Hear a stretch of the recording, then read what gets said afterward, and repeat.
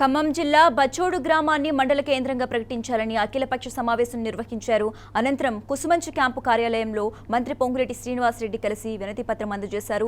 20 గ్రామ పంచాయతీలను కలుపుతూ బచ్చోడు మండల కేంద్రంగా ప్రకటించాలని కోరారు. తాము మండల కేంద్రానికి వెళ్లాలంటే సుదూరంగా ప్రయాణం చేయవలసి వస్తుందని వారు ఆవేదన వ్యక్తం చేశారు. చిన్న మండలాలు చేస్తున్నారని గత ప్రభుత్వం చేసింది. దాన్ని ఈ ప్రభుత్వం కూడా కొనసాగించాలని తిరుమలాయపాలెం మండల హెడ్ క్వార్టర్ నుంచి లాస్ట్ విలేజ్ 43 కిలోమీటర్స్ ఉంటుంది. దానికోసమని దీన్ని డివైడ్ చేసి 2 మండలాలుగా చేసి బచ్చోడిని మండల కేంద్రంగా చేయాలని కోరుతూ 18 గ్రామ పంచాయతీలు, తర్వాత 18 మంది ఎంపీటీసీలు గతంలో వాళ్ళ లెటర్ హెడ్స్ మీద, తర్వాత గ్రామ పంచాయతీలో తీర్మానాలు చేసి ఇచ్చారు.